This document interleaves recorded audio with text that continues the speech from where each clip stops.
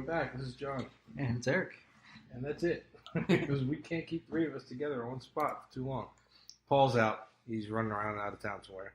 So Eric and I got together. Today is June 4th. So real quick. Oh, sorry. This is What If Geeks. So just in case you didn't know what you clicked on. So, yeah. We're all bumblefucked around right now. Today's June 4th. So before I forget, this is also... my sister's birthday and my nephew's birthday. So happy birthday to my sister Nicole and my nephew Braden. In case you're listening. Of course, he just turned 1, so he's probably not. But, you know. My mother's on the 6th, so I guess I'll say happy birthday to her. There you go. See? All right. The 6th is also the day I went to the Navy. Way back in 1994. Uh-oh. Yay.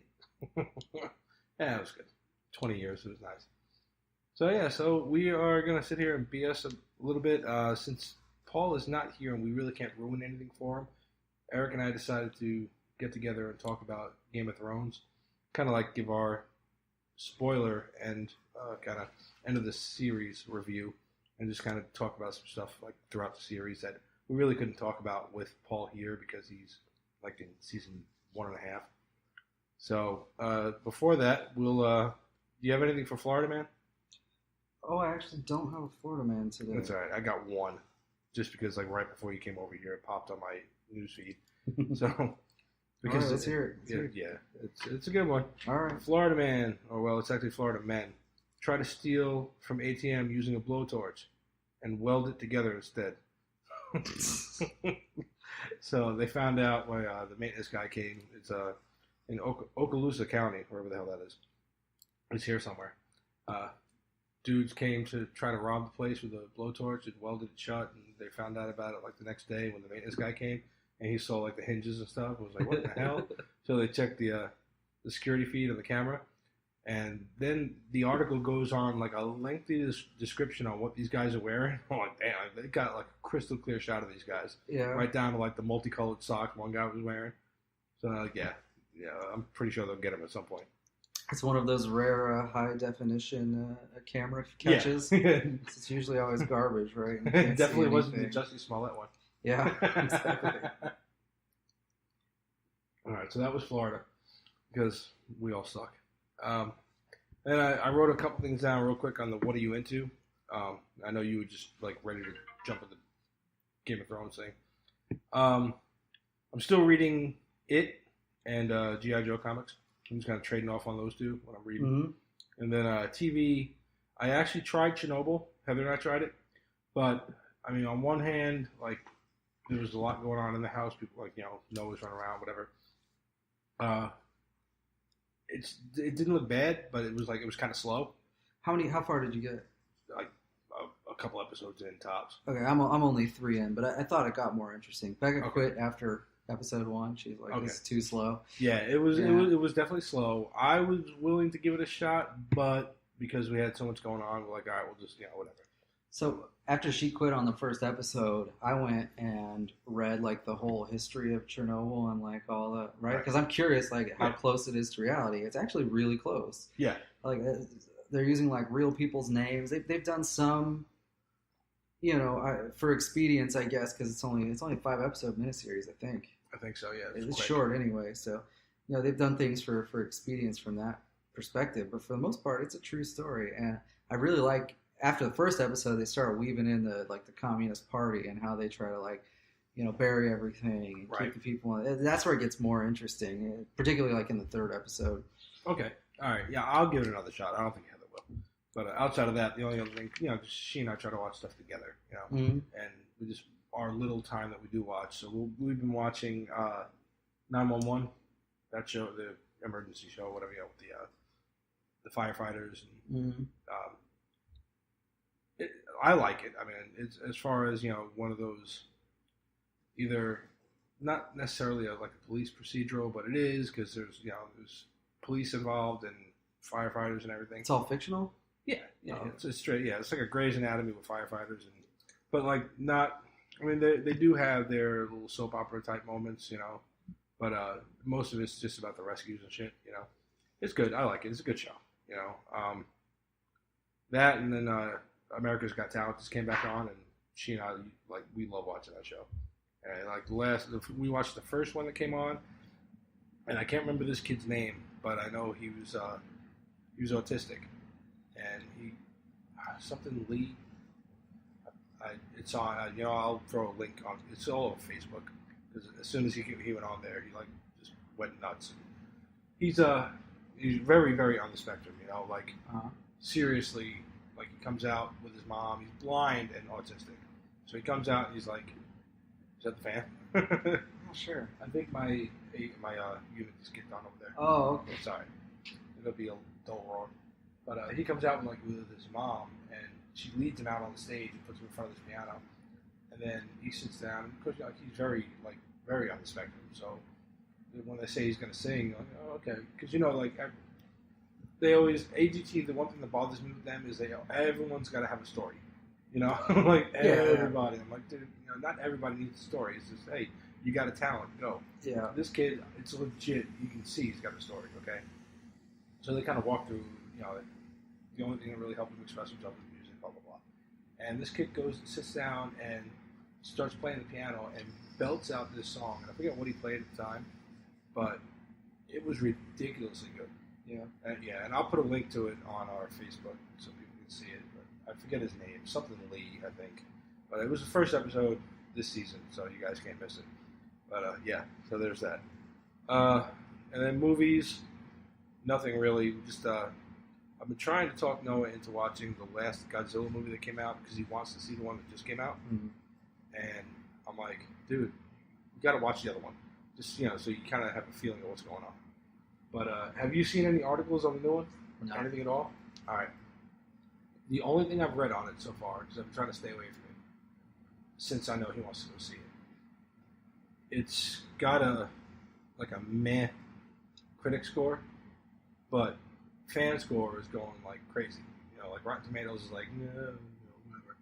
And then I saw this meme that said, critics say, you can't have 2 hours of monsters beating the shit out of each other. Audience, yes, the fuck you can. This is exactly what we want. Yeah. So apparently this entire movie, because the critics want subplot and human interactions. Right. And the audience is like, no, it's actually giving us everything we want in a Godzilla movie. It's non-stop monsters beating the shit out of each other. I'm like, okay, I'm in. All right. So, yeah, so that's already kind of won me over on that one. So we'll see if it's any good. But, yeah, outside of that, I'm just trying to get him to watch the first one, so, he's at least got a vague idea. I don't think he really needs to at this point, though. He's just, okay, it's Godzilla, he's going to come out, he's going to beat the shit out of somebody. So that's it. So on to... I did go see Aladdin. Shit. I went and saw Aladdin, yeah.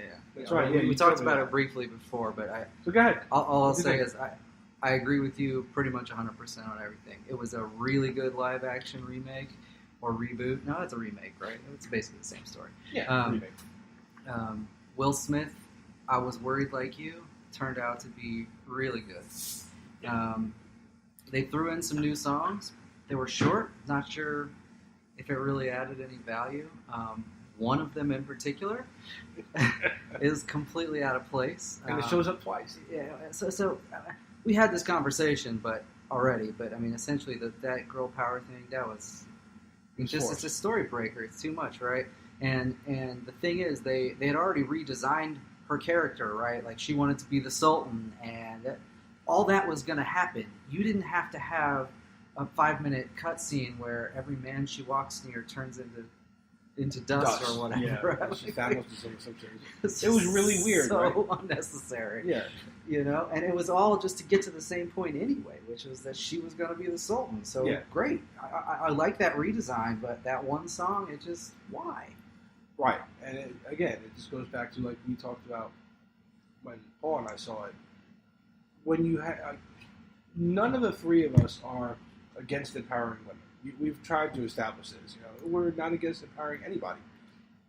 Empower people all you want, but you don't gotta beat the shit out of us with your damn message. And that's the problem. When you do it, like we said last week, when it's just blatant and you just beat the shit out of somebody with it, like that scene, it's ridiculous. Like the scene in Endgame is ridiculous, But you get something like Captain Marvel when Paul and I watched it, where everybody was complaining about it.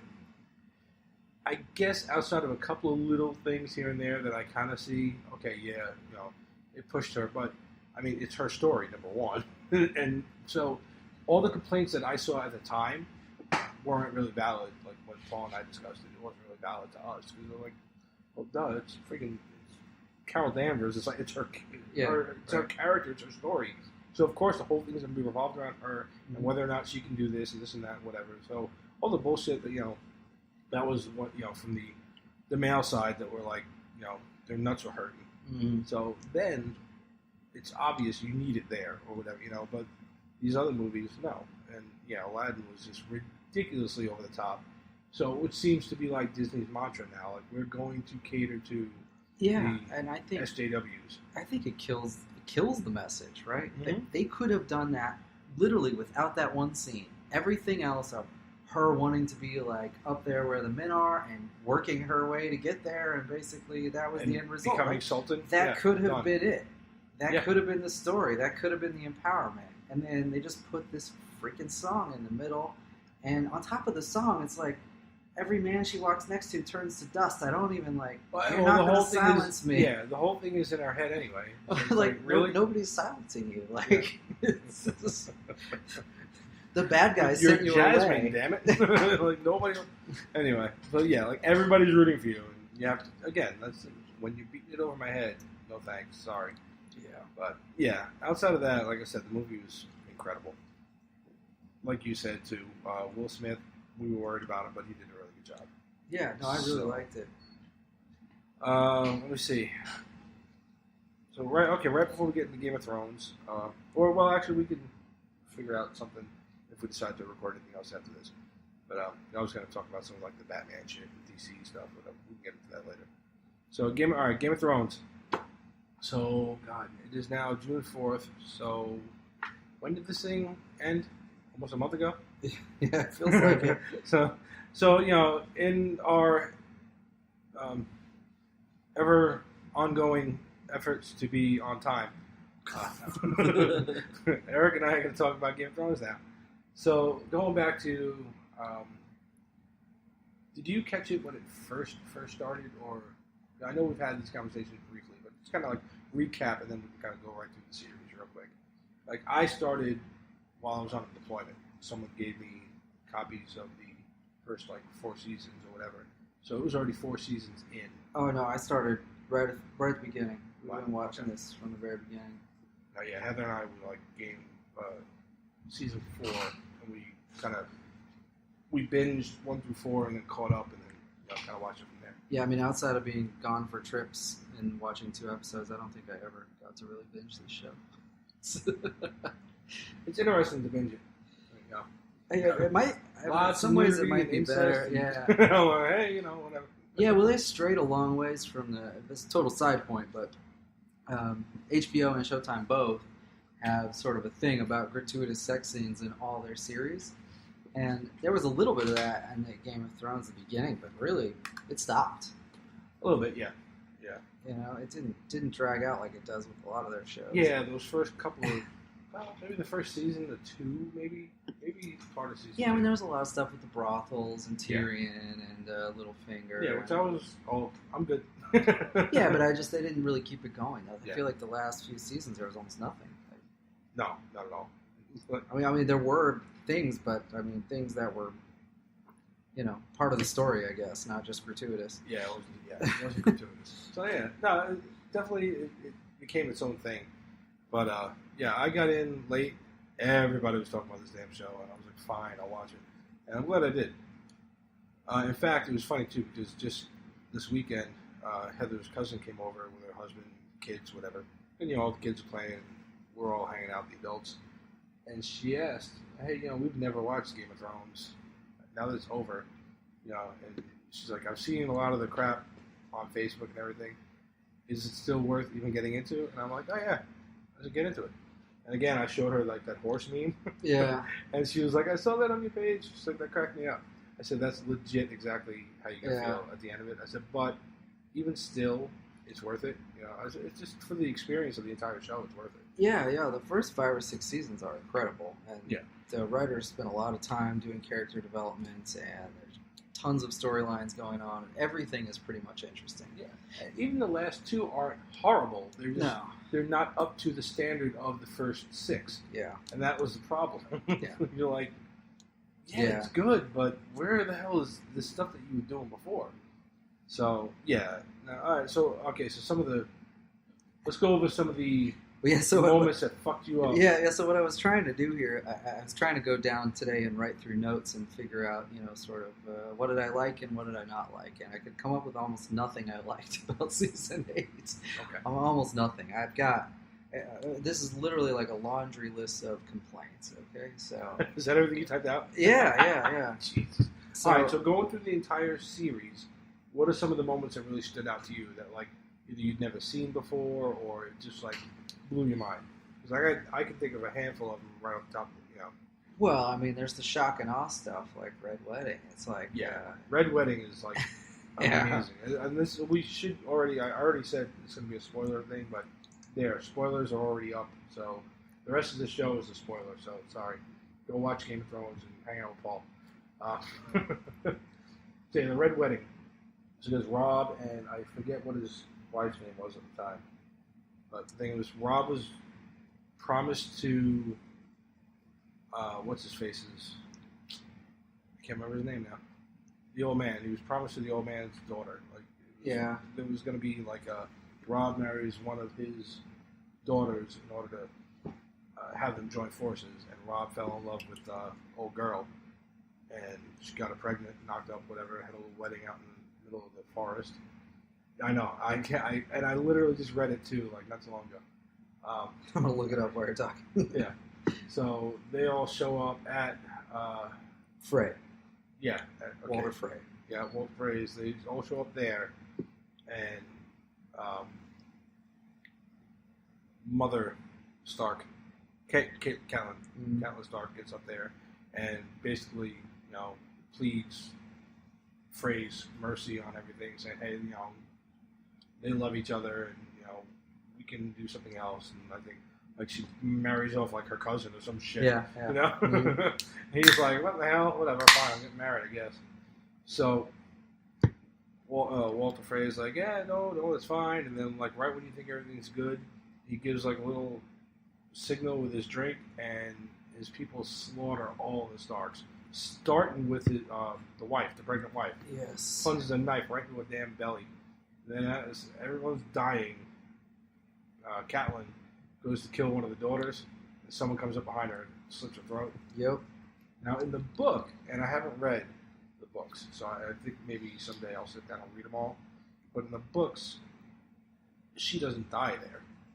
She becomes Lady Stoneheart, where she's kind of dead, but she's kind of like almost one of the White Walkers, or similar to Uncle. Yeah, was Benji. that like a plot thread or something that they left open? I don't. It was never in the book. I mean, it was never in the. It was never in the show. series. Oh, yeah. Okay. Like her throat was slit and then done. But in the book, her throat is slit, and then like I guess you can see like she wears something over her neck to hide the open wound or whatever. But she's like dead or undead or whatever the hell she is. I don't know what the hell she is. But I think she's similar to like the Uncle Benji later on when he's like half White Walker running around out there. Something like that. She's similar to that. So for anyone who's actually read the series, hit us up, let us know. But yeah, that was a big one. Hell, from the first episode. Well, I mean, beheading of Ned Stark was probably the That first blew my shock and awe mind. moment Yeah, of I the, really of the whole thought- thing. I thought That was Robert- season 1, right? That was the very Yeah. first season. Yeah. I thought Robert was once Robert died. I thought there was going to be a whole thing where Ned disappeared and was like leading. He was the one leading the rebellion. Never in a million years did I think they were going to take his head off right at the beginning. Then when they did, as you get further along in the series, I had a theory because we're getting into theories and stuff too.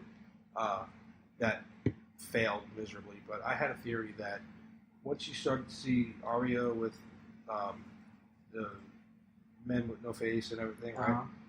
That Ned actually didn't die. That it was one of them. There's a theory going around there too. I That didn't one of hear them that had one. swapped out with Ned, Yeah. And Ned was with those guys. He was with whatever the leader was. Yeah. And you were going to find out later, like in season 8, that this whole time Ned's been alive, which would be kind of shitty at the time, but at the same time, really, obviously, the Lannisters would be looking for his ass, and they realize he was alive. So it made sense to a point, and would have been epic if it ended that way. Where like he just shows up, and I guess that just didn't pan out. But that was one of the big fan theories, and I really subscribed to it. I was like, oh, this is gonna be good, and then it never happened. I was like, you fuckers. Which kind of, because it would have explained why they were so interested in Arya. Yeah. Because he sent them to go save her. Yeah, that's one of the things I have on. So I had done the what do I like and dislike, mostly dislike. Yeah, whatever you want to do. If you want to jump into that, or you want to jump into the theories. I was just going to say that was one of the things I got was about the faceless men, because to me that was like a plot thread that they just left hanging. Like what? Yeah. I'm not she sure did all why this shit to be one of the faceless men, and then she's like, why were the faceless men even in Westeros to begin with? No idea. Right, like they didn't close any of that out. Nope. I mean, it was a great story arc. It was great character development for Arya. All that was. It was great, amazing. Why? The payoff would have been amazing. Yeah. I'm still wondering. Maybe, hey, you know what? Maybe if they're actually going to do a series with her, well, they are. Yeah, Right. series, I think they're going to. Maybe something will pay off later. Because damn, I'm still waiting for it. That John's a Targaryen, so. Yeah. This is ridiculous shit. Yeah. So here, you want what else didn't you like? Well, here I'm going to run down. Shit. I'm going to run down the list here for you, and we can go through these one by one. But I just want to pop them off here because one of the things that killed me the most about season 7 and 8, mostly season 8, was that they had awesome character story arcs, right, going. And then at the end there, they just like rushed everything and they changed characters. And for me, there was probably, I don't know how many I wrote here, 10, 11 characters where they like sort of ruined the way they were supposed to be. Okay, fire them off. So Danny, for one. Yeah. And we can talk about, let's talk about that separate because that's a big one. Yeah. But Jamie. Yeah. Bran the Broken, what the fuck? I don't even understand. Jon Snow's, that for me too was like he did something completely Why was out he of a character, Targaryen? and like That was like exactly. The whole thing there, that whole story arc was just okay. Melisandre, what the? Why did you just ashes to ashes, dust to dust? Bye. Like, what? She's okay. She said, you don't have to execute me. I'll be dead before morning. Yeah. I thought all right. Then now that one scene when she goes out and she lights the moat. Mm-hmm. Or all the wood right by the moat there to stop the White Walkers. Yep. I thought because they were so close that they were going to kill her then while she was lighting it, which would have spoken more to the character's death. Yeah. Plus also to her vision. Like, oh, okay, she saw herself dying while protecting the Winterfell. Whatever, So no, she's okay. She does that. She goes back inside. And then when the entire thing is done, she just walks off into the snow and drops her magic necklace and drops dead. Yeah, and then, again, this is, for me, another sort of plot thread that's left hanging. Like, Stupid. What was that all really about? Yeah, really dumb. It's a total waste of a character. It killed me. Brienne, whatever the hell. Brienne of Tarth. Yeah. Mm-hmm. Her character arc was great, and this actually ties back into Jamie, but those two had become like basically friends, right? Like platonic friends. I mean, I guess there was sort of a thing there, but then he like knighted her at the end of that and whatever, right? And then they had to have like a drunken sex scene where she loses her virginity, and then after that he has to go back, right? And he makes her cry, like. All of that felt so stupid and pointless. Like, what was it for? Yeah, there was. Yeah, I think that partially ruined Jamie's character arc because at this point he had already sort of given up on Cersei, and the only thing left for him to do was go kill her. To me, in fans' eyes, he was redeemed. Right? He had gone through his redemption arc, and then it was like, Oh, it's like, never mind. I Yeah, actually no, like I belong with Cersei. her, Yeah, sorry. Sorry I knighted you. Just forget about that. Sorry I took your virginity. I'm going to make you cry. You know, Brienne and Tarsi would never cry over anything. It was just, like, come on. It was superfluous. It really was not. There was no reason to do that. No, not at all. It really didn't add Was it- anything. They should have just stayed friends with the weird sexual tension maybe that existed there, and just left it at that. Or Because at least let her find something redeeming about Tormund, yeah, and make giant babies. sure, Or, something. If you're gonna, that would have been someone a like much, her. You don't break her heart and just leave her like that. that would have been a much better way to play it out. I mean, Yeah. they basically took her from sort of like this hardened, strong night woman to like, you've been deflowered by Jamie and now you're crying. It's fucking ridiculous. Stupid. Golly, man. I mean, there's so many things that make me so mad about this. Gendry, right? The Baratheon's bastard. yeah. So So, this so kid has then- been there since season 2 or something. It was a long time. Now, Yeah. he's been in and out. It's not like he's been a main Yeah, like character or something. technically he was there season 1, but he was a baby. But it always felt like there was supposed to be something, and then starting in season 7, they really kind of ramped that up, and then he basically becomes Arya's sex toy and gets knighted, and then they forget about it. There's nothing else to talk about. Yeah, It was so like, he's running one of the kingdoms. Okay, great, but like, what? Really? I mean, yeah, it seemed like for a while there, because wasn't it that Ned Stark knew about him, right? So he was actually there in season 1. oh yeah, He was there in season 1. He was Ned, Yeah, because he was like an armor smith or something in Winterfell. Yeah, he was a blacksmith, and then Ned found him and put him into hiding. Mm-hmm. And you thought that even with Ned getting killed, see, that's where I thought, like, them killing off Ned and whatever, I thought the series was going to go a completely different way. Like, he was going to find a way to put Robert Baratheon's true son on the throne, And then it just went completely haywire. Which still, again, I mean, like, he didn't have to be the one on the throne for me. But it just became a clusterfuck at the end. But I really did like, they threw you a few curves here and there. I thought that whole story from season 1 was going to play out differently. Like, there was going to be a kind of a more of a rise of a Baratheon against Lannister kind of thing, where like the actual blood son of Robert Baratheon was going to come back. No. He's just going to be there to give you a reason to see Arya naked from the back. And then he's going to get told, nope, I'm not a lady, bye. Okay, so this brings me to one that I actually thought was done okay. That's Theon Greyjoy. So he went through this whole thing. He became Reek.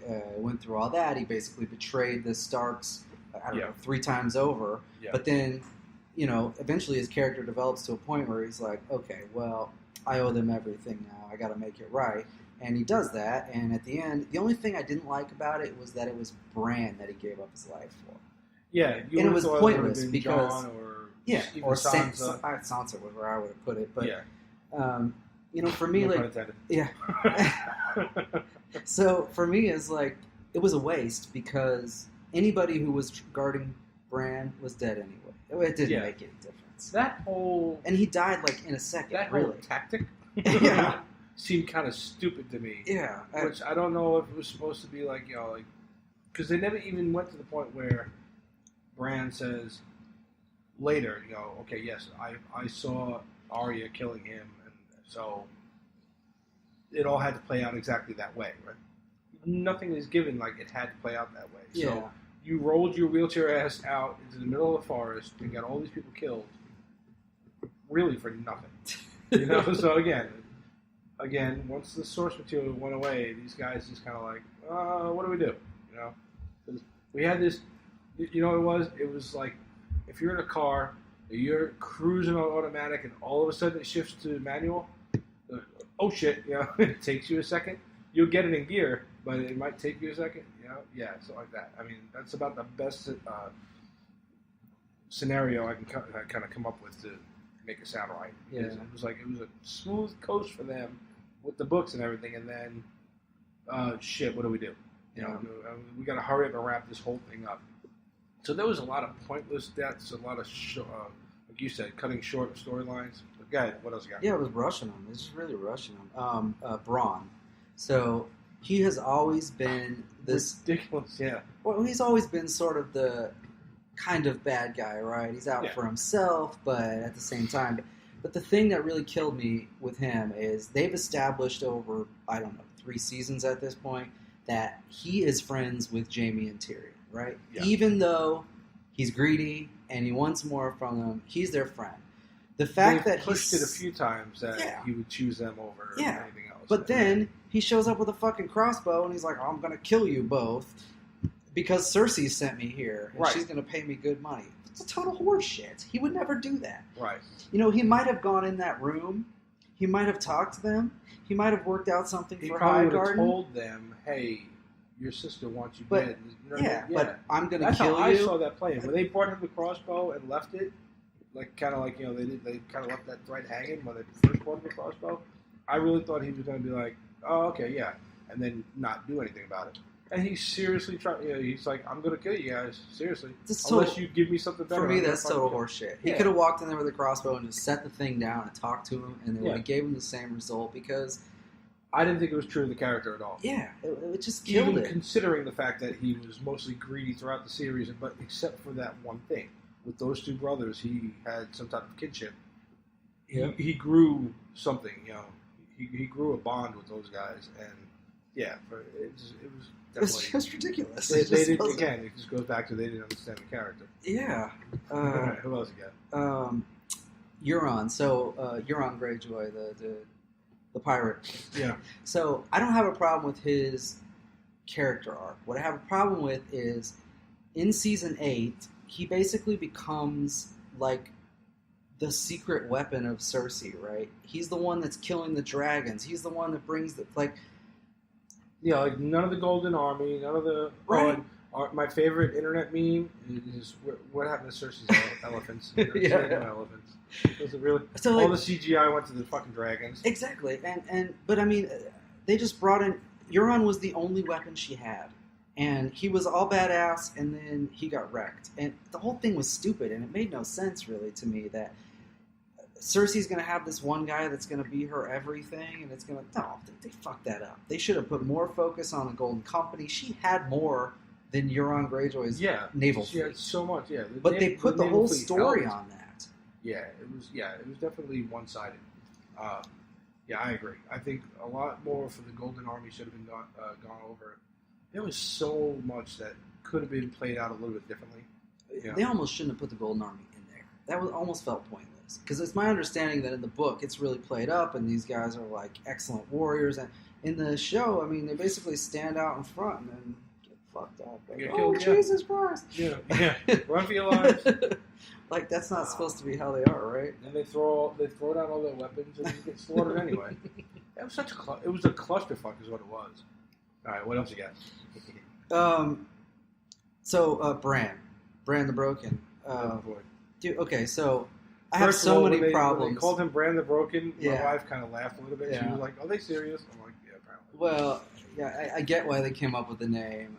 Well, yeah, but still. I have so many problems with the Bran storyline, though. Like, in general, what the fuck? Yeah, what is the point? What is the point? Right? I figured he would be like an advisor to the king. You know what I mean? Like. And at the end of the day, it would be like Jon on the throne and him next to him. I mean, he's the all-knowing, all-seeing, right? Like, what? It's just so. I don't know what they're doing with it, and well, obviously they're doing nothing now. Yeah, this is over. But I mean, they built this whole thing up like he was gonna, have some sort of impact and like make a difference, and he really didn't. He was just a target for the Night King. Yeah. Yeah. Right. Which brings me to I'm gonna Captain Tangent this real quick because this brings me to one of these things with the plot hole threads. Like, what the fuck was the point of the White Walker? What the hell were they after? I mean, after you see all this shit happen, the end result is the Night King wants to kill Bran. That's it. He's gonna come after me. Why? What the hell are they doing? Yeah. I understood what they're. And they give you backstory with the Children of the Forest, right? Right. And they had brought the White Walkers about to protect themselves from the First Men or whatever, right? That was the whole. But then they didn't really carry that on with anything. So at all. We know now that that the White Walkers are cyclical. They keep coming back for some reason every so often, right? But what is the point? Are they trying to kill the men? Is that the thing, or were they just trying to kill Bran because the only they were? thing they said in there was that the White Walkers wanted to wipe out all of mankind, and Bran was the memory of mankind, so they needed to kill him. Yeah, but I mean, which is kind of weak. Yeah. Or better yet, you've set up from season 1. You've set up whatever is coming. The battles between them and the White Walkers should have been at least over a season. You know what I mean? Like you should have, like all of season 7 should have been them losing ground and gaining ground. You know what I mean? Yeah. So I had actually wrote that in my notes here. Night King died too quickly. This should have gone on for at least another season. Yeah. If you would have stretched out the fight or just the ongoing battles, you know, it could be do like a Band of Brothers type of thing, where like, you know what I mean? It's constant thing over a whole season, where you see like go back to the seasons where you had Robb in camps and he's marching around the north, whatever. You kind of replay similar to that shit, but you have the White Walkers attacking and them attacking the White Walkers and back and forth, whatever. Yeah. Learning a little bit more about the White Walkers. Just so much shit just kind of happened just because they said so, and then really to have. I get they've established that the White Walkers are weak against Valerian steel and dragonglass. Yep. Right. To have him get taken out like that, there's my Thanos snap, by Arya, is fucking ridiculous. Like, all right, to me, yes, I totally get she stabbed him with dragonglass, but that's supposed to be your Night King. He doesn't like, you know what I mean? He doesn't take any damage at all. Like, at least he's not a little bit more impervious to the shit. Yeah. You know, maybe it takes a few hits from that to kind of kill him off. Yeah. So that was kind of... Yeah, there definitely could have been... I mean, Arya is probably one of the most, like, trained sort of fighters there is, but they really made that scene quick. I mean, it was like... You could have stretched this entire jump fucking at thing him, to neck season choke, 10. stab, done. Right? Yeah. So, a couple things with that. So... The move was amazing. Yeah, sure. If that would have been the end of... Let's say season 8 was all about them and the White Walkers, right? And it was a full season. And then you did a season 9. Even if you didn't make it to season 10, okay? If you did a season 9 where now it's all of them against Cersei and the Golden Army, whatever. So now you've got 2 seasons out of it. If you do an entire season and then, like, let's say, like, he gets into a battle with Jon and hurts Jon pretty bad, right? And back and forth, whatever. He almost kills Bran. There's a lot of going back and forth with the Night King. And then you end the season with that little flip of the dagger shit by Arya. That would have, like, blown the roof off of that damn thing. It would have been awesome. It's an amazing move she does, and it's wasted in that moment. Yeah. So I'll say one thing about the dead.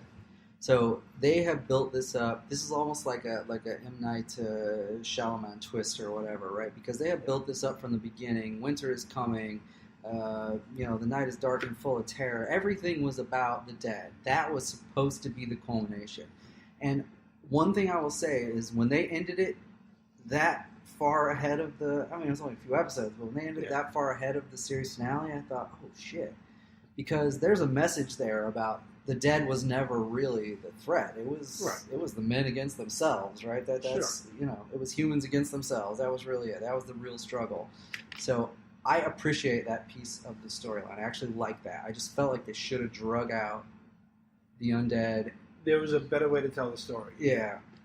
Or I would say there's a more impactful way to play that out on screen, where you could have really drug it out, and not, because again, we've played around with the idea of sometimes people, like some of these guys will drag shit out too long or the wrong way. That was rushed, really rushed. I'm wondering how many of the main stars were just like, hey, we're done. I don't know. Well, I wonder if it's a contractual thing and they just had to close it out because they didn't. have guarantees, and they didn't want to pay them that. millions of dollars an episode or whatever has to happen. But that was fucking ridiculous because you would have people watching that up until season 10 easy. Oh yeah, sure. You could have played it out a little bit differently and made season 10, and then you would have had a nice box set. Yeah, well, honestly, I mean, season 8 needed to be twice as long at least. I think. Yeah. Even individual episodes, like the final series finale episode, was 78 minutes. Yeah. But it should have been like 2 full-hour episodes, really. Even within that one episode, everything felt really forced and quick. So yeah, it was kind of I don't know. Like we said many times, just kind of a all right, I guess, you know. When they you end it with all right, so since we're already beyond spoilers, when you end it with because now we can also get into the theories too, like Tyrion tries to save Jaime and his sister, which was true to his character. He, you know, even though he was the little dwarf, and nobody hated him, nobody loved him as far as whatever, blah blah blah. He always felt shunned. He always cared about his siblings, you know, especially his brother. He wanted them to live, and when he was like, go take her. There's an escape route that I used to use to go to the brothels and this and that, whatever. Go this way, and Jaime leaves. That's one of the problems we had. Is he does leave Brienne and goes to try to find Cersei, and they do make it out of the kingdom, and they go out into the tunnels, into the crypts or whatever, and the way is blocked. Yeah. Right. Mm-hmm. Now, going back a while, they had that the prophecy, Cersei's prophecy. Yes. Where she'll be killed by whatever the fuck his name is. Plot threads open. Yeah. It's on my list of plot threads that are open. Okay. Because she's going to be killed by. Do you have the name of how they say little brother? Yeah, Maggie the Frog was the fortune teller that she talked to, and it was Valanquar, I think is what it is. Yeah, the Valanquar. Yeah. Yeah, and that translates loosely into little brother. Right. So everyone was always, Tyrion's going to kill him, and I was like, nah, it's going to be Jaime because he was born second. Mm-hmm. So they kept pushing, it's going to be Tyrion, and I was like, it's going to be Jaime. Technically, it was both of them. Because Tyrion gave him the way out, and Jaime grabbed her and led her down there. So technically, the prophecy was right, but again, it's one of those, like, really? It could have been done so much better. Now, they haven't come out and said, like, oh, well, this is what the prophecy meant, but... For me, the only way to redeem Jaime's character arc after what happened with Brienne of Tarth was for him to deliberately kill Cersei at that point. That's what I thought they were going to do. That could be the only way. I really thought he was going to kill her, like, straight out. Like, again, like he did the Mad King. I thought he was going to come up behind her and kill her. Maybe she was going to think that he was on her side and then, show that she was out of her mind. He was going to kill her. But, or he'd figure out that she wasn't really pregnant or whatever and slaughter her, But, yeah, there was, I don't know. There's so much bullshit. Some of the other fan theories that are out there, what else do you got? As far as, like... before we get into the fan theories? I'm going to grab a beer. All right, so, just speaking to how rushed this thing was, when Jon and Bran are talking to Sansa and Arya, right, and Arya about who Jon's real parents are, right? Yeah. And he sort of does that thing like, Bran, tell him, whatever.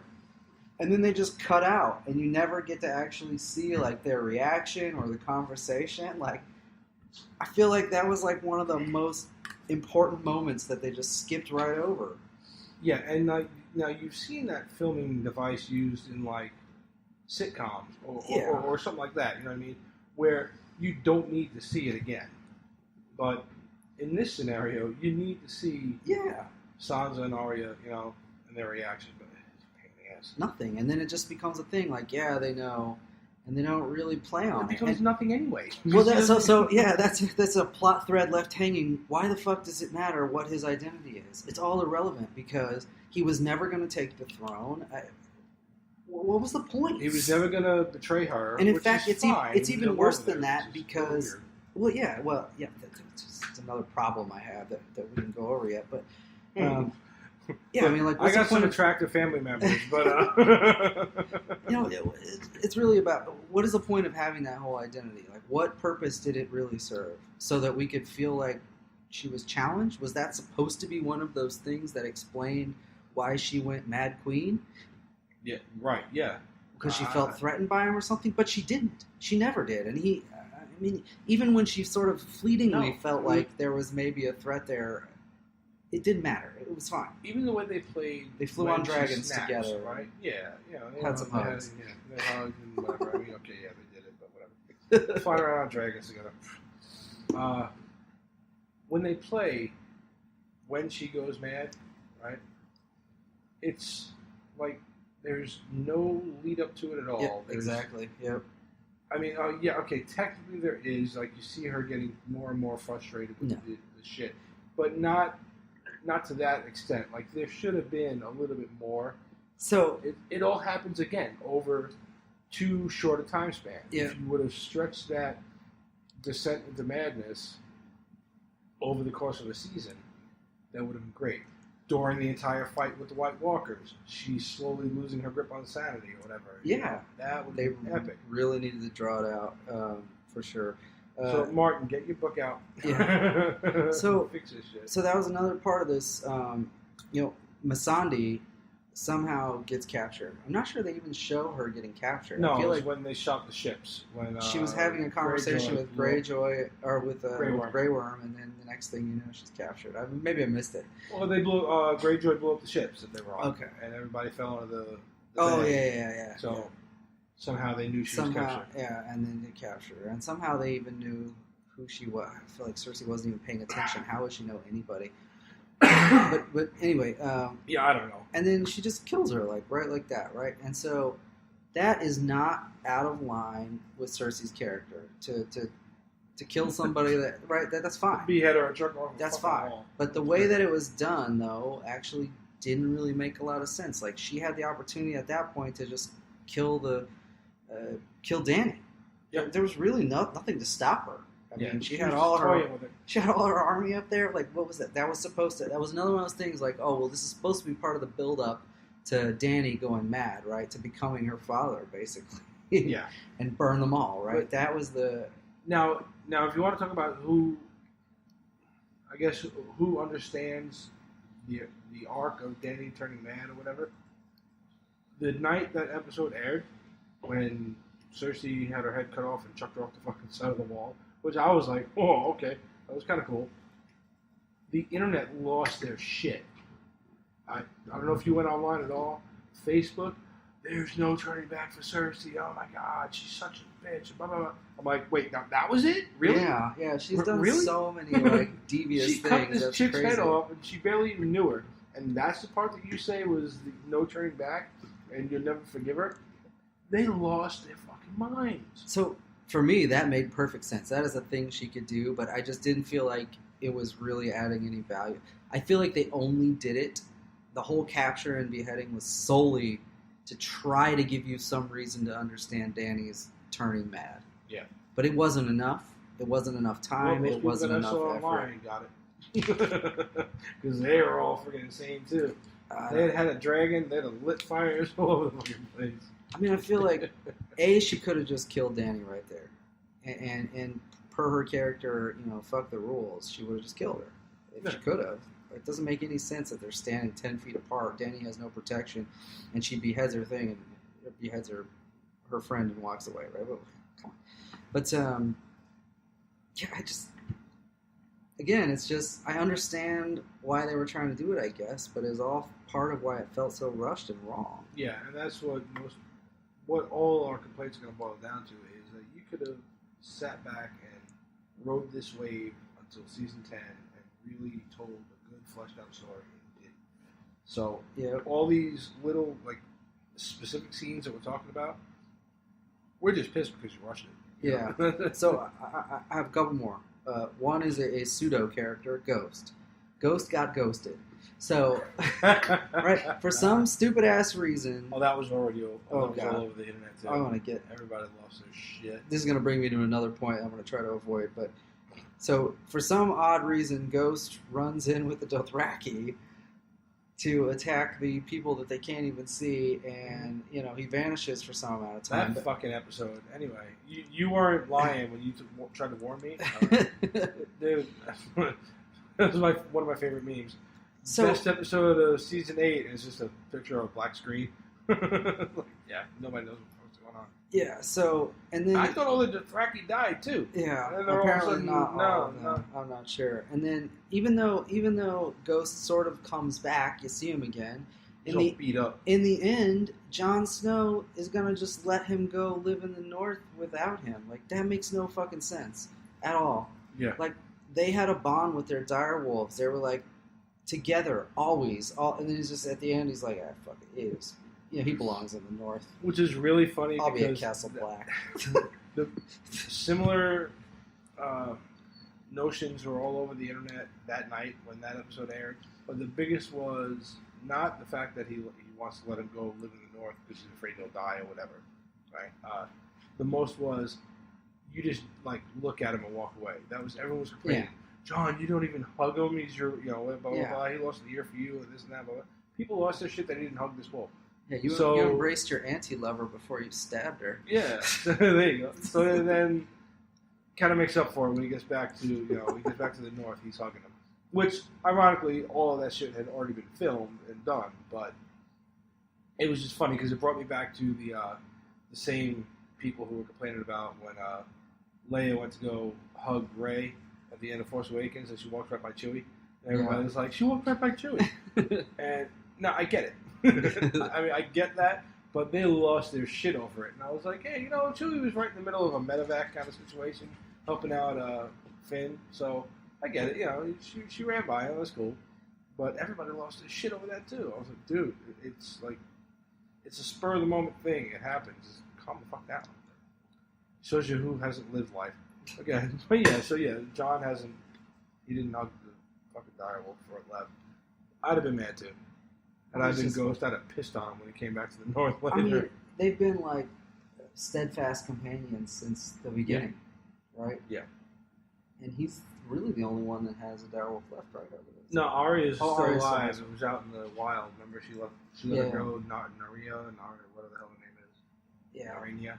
Something like she's that. She's got a whole litter now. So it was my understanding in the books that they could actually like ward into their direwolves. That was supposed to be but they didn't do that in the show. No. But I mean, that was all they part of that for Bran for no fucking reason. Yeah, it was all part of the to build up how much of a bond they had with them. So even though they didn't do that in the show, I feel like they still built up that there was a bond between the Starks and their direwolves. Yeah. And then he's just like, yeah, okay, bye. Yeah. We'll see you later. It's ridiculous. So my last complaint before we get into fan theories or plot threads, which I've got some more here, but it's about the tactical part of this because they were rushing it so hard, right? Like so. There were no fucking battle tactics at all. Right, it made no sense. Like lining up all those Dothraki cavalry in front of the building and then sending them off in the darkness when you can't see shit. Why would you do that? Why would you expend your entire fucking cavalry on some bad guys you can't even see? There's just no way. And if you waited until they came at you, you'd have the advantage. Like, it just doesn't make any sense. Light those fires in front instead of sending all your people out there, right? And then wait for them to die, and then there were so many things. And again, I think it was all to have the big battle scenes, sure, and to do it quickly. Yeah. But anyway, it was still kind of ridiculous. And then I have another tangential complaint on this tactical thing. After they fight the army of the dead, and they win, and they're all trying to tell Dany that she needs to let the army rest. And she's like, no, we're going to King's Landing, right? Yeah. Okay, fine. Under any other circumstance, maybe. But we know, and they've established several times, in fact, there's a whole season of this, but it takes a long-ass time to get from Winterfell to King's Landing. Like months, right? Mm-hmm. So your army can't rest for a week or two before you go on a fucking months-long march to King's Landing? Really? Right. Really? And so they did a lot of that, though, in this last couple seasons of, like, the time warp shit, where, like, wait a minute, how can, like Bronn, how could he possibly be at King's Landing that quickly? There's no way. Yeah. But what the hell else was happening here? You know, some of it's just like you forgot about. I don't want to see the people walk anymore. We've already done that, but they've established that it's a big, long distance, and why not? Well, why not rest? Why did she make that decision? What was even the point of it? There was no reason. Cersei would have been like, "Oh, they're 3 days early." Yeah, right? Stupid. Yeah, I get it. I don't know. There was a lot of shit they kind of just fumbled at the end there. Right at the end. Right in the red zone. All right. So, plot threads. We talked about the prophecy already. Yep. All right. So, they just left that hanging. Obviously, I guess you could say in some really perverse way that her little brothers kind of killed her. But the way I explained it, which is what I'm afraid is how they're going to try to say, if it's questioned, that's what happened. So there were 3 parts to that prophecy, and I had to go back and look these up, but there were 3 parts to this prophecy. 1, her children, which came to fruition. 3 kids, right? Mm-hmm. The second thing that she says to her was that she was going to be replaced by a younger queen. That actually doesn't happen. No. And then the last one is choke the life from her with the, her little brother, right? That's the which doesn't really happen either. Like I said, in some sort of I guess side way, but it's not choke the life from her is the actual words they use. Maybe all that dust from the rock choked the life out of her. Who the fuck knows? Like I said, they should have went a different route with it. And what I'm afraid of, because no one's come out and specifically said, "Oh well, by Tyrion sending them down there and Jaime being the one to lead her down there, they both kind of killed her." I'm waiting for that. I'm just waiting for that because it'll come. But it's I don't know. We just fucked that one away. Yeah. So the Faceless Men we already talked about. What the fuck were they doing in Westeros? They really never explained any of that, and they really didn't build on why any of that mattered. I mean, I guess it gave Arya the skill to fight some walkers and ultimately kill the Night King, but. Right, which going back to my theory of Ned being actually pulled away and being associated with the Faceless Men, being replaced by one of the Faceless Men, and then showing up later, would have explained better why she runs into one right outside of the capital, and why when she saves him, he pulled, he coerces her into saving him and then helping, and then kind of coerces her again into the Faceless Men. This whole scenario, so it would have explained it better. Yeah. So that theory that everybody had about Ned Stark doing it would have been so much better. And it would have been so much of a holy shit moment. Like to have him standing there. Even if it was like a season or 2 ago. Yeah. If you wanted to do a big reveal there, so at least it's not like hanging to the very, very end. Yeah. But it would have been a cool reveal to have him be part of that whole thing. But oh well. Yeah, I guess the actor was busy doing shit. Yeah.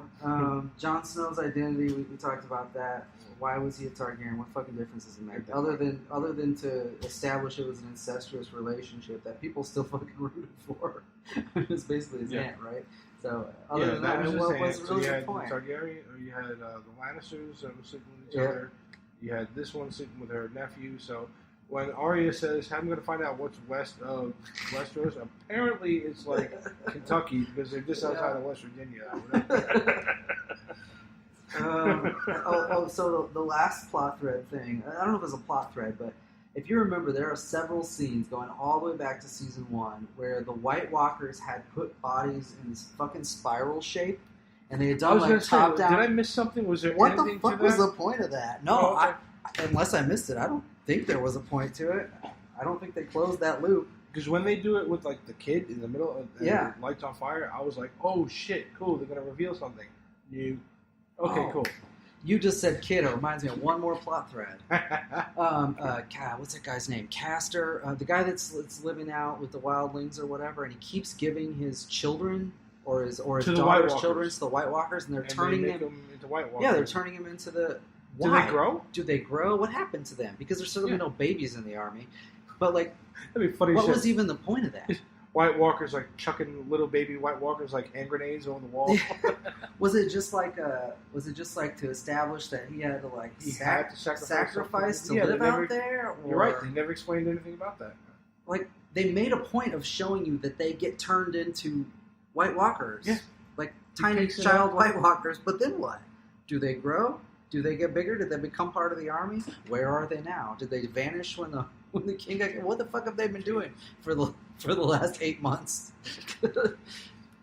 Holy shit! Yeah, you know what? Thanks. I don't know. Yeah. Great. So sorry, you just reminded me of that when you said with the That's child great. and the No, tail, no, because I forgot about that one too. I'm not sure I'm what glad any you of the point remembered it it. was. I have no idea. I don't know. There was so many things in there. What, you have anything else? I think that's all I had for plot threads. I'm All pretty right. sure. We can roll through some of the fan theories that either came true or didn't come true. Yeah, We yeah. touched on a couple of Mhm. them. Like I said, my favorite one was that Ned was with the Faceless Men and he was going to come back. And I really thought that had you been a really good storyteller, that's how you would have done something with that, because that would have been epic. Another one, obviously, the main fan theory toward the end of it was that Dany becomes a villain and Jon kills her, which turned out to be true. She goes into full Mad Queen mode and he guts her like a guppy. Because that's about exactly how I feel about this season finale or series finale. You just gutted the entire series like a guppy. Yeah. But another one I got is, we talked briefly about it, the Night King. One theory was he wasn't really dead. Another one was that somehow through warging or whatever, Bran and the actually time becomes, travel, that Bran will become the Night would King. be the Night King. Yeah, I wrote that down too. That could have actually been a cool thing to do. And the way it seemed like they were somehow spiritually connected to each other throughout the series, it seemed like there would be something like that. I was wondering how they would play off the time travel aspect of it, but I got it. I mean, especially when you're playing into something as mystic as the Three-Eyed Raven and the dead walking and this and that, whatever. The whole time travel through some type of vortex would not really. You wouldn't be breaking my spirit on it. You know what I mean? Yeah. But to have it be like nothing, Yeah. he gets killed by one swipe of a knife. Dude, really? You had all this play up. He could have been anything. Was he a Stark? Was he another Stark? Was he one of their ancestors or whatever? It made sense because there was that one scene when they go through the wall where they said, and I think you mentioned it, as they come through the wall, the White Walkers look like they form into the wolf Stark symbol. You didn't see that? Yeah. It wasn't me. No. Yeah. Oh, okay. Yeah. Somebody mentioned it to me, but I thought it was you while we were hanging out here talking. But yeah, they actually look like they're almost, and it is vague. But again, you can say, well, they're dead. It's not going to be like an exact wolf, It's not going to be like the Thundercat symbol, But it looks like as they're coming through, they almost form into the Stark wolf head and then fan back out again. Which, again, if you're going to make him a Stark, cool. Like little nods here and there. And I think that was, I'll let you take over some, but I think my biggest thing for that kind of shit is all those fan theories were there for a reason. Because you left all these little nuggets throughout this friggin' series, and then, it didn't mean shit. So go ahead. Well, so one fan theory that didn't develop until season 7, because of all the foreshadowing they did, was that Jon and Dany were going to have a baby, right? And obviously didn't come to fruition. I think maybe that was just done to sort of build up the relationship and make him killing her that much more impactful or something. But it didn't really work. Jaime was going to kill Cersei. I believe this, of course. We've already talked about this. I thought it was going to be, yeah. And the other one I had was actually something that came out of the books, and I didn't read the books, but the 3 dragon riders was a theme, I guess, in the books that they kept going over, right? So there was 3 dragons, and who were going to be the 3 dragon riders, right? Yeah, so there was a rumor. Fan theory that Tyrion was going to be the 3rd. Tyrion, yes, because he always said, that came out of him constantly saying for a little while there that he wanted to ride a dragon. He'd always wanted to ride a dragon. Mm-hmm. So I wrote that one down too, that Tyrion is actually a Targaryen somehow. Which is fine with me. I mean, I'm perfectly fine with it being a Lannister too, because to have like the dwarf already be the odd one out in that family, and then actually he's just a bastard Targaryen instead, would be kind of like, really, Yeah. But to have him just he's just a dwarf and they treat him like shit. It just shows you how shitty that family is. But I read that one too, and I thought, yeah, it would be cool to see him on this deck, because I love Peter Dinklage. Anything he's in, I'm going to watch it. And I would have loved to have seen him on a fucking dragon. I guess the third dragon rider was the Night King. Yeah, it was, ultimately, but it doesn't make because they took that first dragon out so fast. But again, okay, was he a Targaryen? Yeah. Because the only reason world will never those know. dragons didn't turn on Jon, they sniffed him.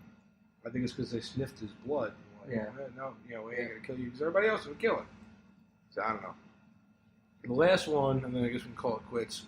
The last one that I read, and I mean, it kind of came true mostly, but it was Jon Snow melts the Iron Throne, disbands the Seven Kingdoms, and returns north. So kinda like he didn't melt it. Drogon, whatever the hell the dragon's name is, melted it. He was like, fuck it, Mom can't sit on it, none of you can. Yeah. He melts it, flies off with his mother's body. That's kind of weird. Then Jon doesn't necessarily disband the Seven Kingdoms. Technically, Sansa did, like by saying we're going to be free. So there's still 6 kingdoms. All right. Yeah, now you're about to jump on that one. Yeah. But then Jon returns to the north. One biggest problem I got, and I will even say I get why Grey Worm and the Unsullied have it in for Jon. Here's the thing. Why, outside of Jon's just inevitable opening his mouth and telling the truth, I guess, what the fuck? How did they even know he killed her? I don't know. That wasn't even as much of it's not like the goddamn dragon came back and told him. Why would you say, yeah, I stabbed her? No, I don't know what the fuck happened. The dragon went nuts and took her. Okay. But I mean, You know what I mean? what's even more of an issue for me on that whole subject is how the fuck is Grey Worm dictating what the Seven Kingdoms are doing at all? Because that was his stipulation that... Well, he's only dictating what the Unsullied are going to do. And he's got Jon locked up. Yeah. And he's got Tyrion locked up because he was already locked up. And then he locks up Jon for murdering Dany. I get it. I'm just saying, like, the Seven Kingdoms are going to let the Unsullied fucking bully them into that made me laugh. Because I was like, you can't have like, Jon there Snow. are 7 kingdoms sitting here that can just tell him, no, we're going to fucking burn you to the ground. Fine. You want to play hardball, we play hardball. And they just sit there and they try to get diplomatic about it. Yeah. And I don't know. And diplomatic with Grey Worm of all people, right? Because there's no diplomacy in an Unsullied, certainly not in him, but whatever. And then they let Tyrion talk, and they let Tyrion convince him that I'm going to go down this path, because they let Tyrion convince him that Bran should be king, right? Okay, fine. At that point, Sansa's choice to be a standalone kingdom makes no fucking sense. Your brother's king. Yeah, your brother is king. Before you go further down your path, the only thing I want to say is, going back to my love of Peter Dinklage, I really enjoyed the fact that they let him sit there and just have his moment to speak, because I like him as an actor, and I think throughout this whole series, I've really enjoyed his character arc, his development, and just him as an actor, everything he put into it. So I really enjoyed the fact that they let him have that much of the spotlight at the end. Outside of that, I like him too. My favorite line of the entire 8 seasons is probably "I drink and I know things." Yeah. I need that that describes t-shirt. me. Unfortunately, actually, Heather bought it for me. Oh, yeah, it was one of my Christmas gifts. I drink and I know things. Yeah. Unfortunately, most of what I know is no help whatsoever to my family. Random trivia. It's just random trivia, a bunch of geek bullshit. So it's great for you guys. So anyway, so he has his moment. They pick Bran as the king, and then Sansa's like, yeah, we're gonna fucking sit out. It's gonna be 6 kingdoms without peace. The thing is, her argument for this is, we've done this too much. We can't bend the knee to anybody. Well, okay. First of all, the whole North is bending a knee to you, Sansa. Mm-hmm. A Stark. Yeah. And a Stark is the king. And he's technically the rightful heir to the North anyway. If Jon Snow's going to disappear and be part of the, be a Fortress Black or whatever. So it doesn't make any sense that you bow out at this point. you'd wait till the next king came in or something. It's silly. Yeah, it was ridiculous. And that might fall back into that whole somebody had to have a woman moment. So I guess every show is going to have one, but now I guess if they're going to do it that way, if you can have Winterfell not bend, I kind of get that. But on the flip side of that, though, if you go all the way back to her she still could have father, been the Warden of the North. But hang on, yeah, if you go back to her father, wouldn't she honor everything her father did? That was his sole thing, was that we are here to guard the North, but we support the king and the kingdom. Now, granted, he was not happy about Joffrey and whatever, blah, blah, He wasn't even happy about going to be Richard's hand. But he did it, because he supported the king and the Seven Kingdoms. So for her, how are you honoring your father's memory? But, basically she's just been, she actually grew up to be exactly what she was in the first season, just a whiny little brat that wanted her own way. And so technically, even though it looks like she's got a lot of character growth, she's literally had none. Really, all she earned through all that was sort of fealty from, the houses that were below her. Yeah. Right. She had their support at the end of it. Yeah, and I get why they supported her, because, all the abuses and everything that she went through, fine. But again, you go right back to, you've learned nothing. You wanted to be a queen, and now you are one. Yeah, so you're really no better than you were in season 1. You wanted to be a queen so bad, you married that little shit. You know what I mean? Littlefinger? Yeah, no. You mean Joffrey. Joffrey. Yeah. And the only time she had a husband that gave a shit about her was when it was Tyrion. So, I even liked their little look of kind of appreciation to each other in the crypts during season 8. Mm-hmm. That was one moment they got right. You're talking about when they're hiding behind it. When they're hiding behind it, and they're like, they know, look, we're about to die together, so they kind of give each other that knowing look, like, we know we're going to die together. And he kind of they grab each other's hand real quick or whatever, and then and then nothing happens. Everything dies. Which again was another one of my everything died that quick. That was how do we wrap this up? Really? Which again, okay, you're gonna have that battle against the dead, and you want to make it look really bad. You could have without it just they died instantaneously. So it's kind of, I don't know. It was all fell short. But yeah, so I think that was our biggest takeaways from the last season. Sucked. I think that was a good hour of takeaways. Oh yeah. It was an hour and 12 minutes of us going, oh god, season 8 sucked. Please still watch the show. Now seriously though, going back to our cousin who said, "Oh, should I watch it?" Yes, yeah, you should absolutely watch the show. Just know that there are plenty of times on this show that when we're talking, I always say, "Did they stick the landing?" They didn't quite stick the landing. They almost made it. They kind of, I think I made a joke, they kind of stuck it as well as that Olympic girl that broke both her knees. It was close. I mean, they hit the mat, but it was a little bit ugly. So, all in all, I mean, there were so many good things about the series that you need to embrace, and then just know that if you know that you're getting into a series that's going to end all right, but there may be more to come later,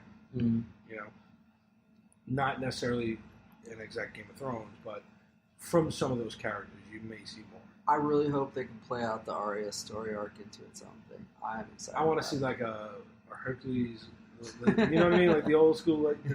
It's been popping up on my TV because I got a smart TV and I got one of the apps I got is Tubi TV. You ever seen that one? No. TUBI. It's got all random old shit on it. Some newer shit, but not much. But basically, anything Netflix didn't scoop up, they kind of throw on there. And they've got both Hercules' Legendary Journeys and Xena, Warrior Princess. Oh, nice. I'm you take that, you take her and I would say Gendry, but he's actually got a kingdom to run now. So, which is one of the things Heather and I actually talked about. It's the fight, the Hound and the Mountain. Yep. Right? Clegane Bowl. Yep. She was like, yeah, it ended good, but had you somehow had, like, because you know Arya's going to get a series, right? Had you had somehow, some way, he lives. That was Heather's big thing. If the Hound lives, maybe through some type of sorcery, you see them fall, but maybe he doesn't die. Maybe they don't actually hit that lava that you think they hit. Maybe, you know, the mountain falls into the dragon fire, but Hound doesn't. Somehow lives. I don't know how, but somehow it does. Even with one eye, whatever. And then throughout, like, the first couple of seasons of Arya's show, whatever it is her seeing what's west. And then you just see, like, maybe at the end of the first season, you see, like, her going off into the west, for, you know, to further her travels and after whatever she's been doing for the season.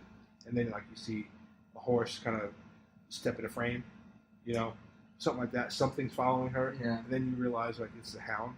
That would be kind of cool. I would love to see if they actually somehow bring him back, because I mean, that you was never another one technically that saw him die. There is a you moat. see them fall into what looks like, but it's from far away. Yeah, and there is a moat around them. There is a moat around the Red Keep, is there not? Yeah, I'm pretty sure there is. Sure. It's possible, We'll go with I that. guess. Because, you know, hey, you know, you can sell it to me. Just because I would like to see their dynamic play out some more. Yeah. Because they even had, like, right before they went off that way, he's like, you know, you gonna leave me to die again? And she's like, probably. And he smirks, you know. Yeah. I thought that there was gonna be something there where he beats the mountain and he's dying and she saves him. You know what I mean? I really thought it was gonna be that. I think him dying in fire was the way it had to be. Sure.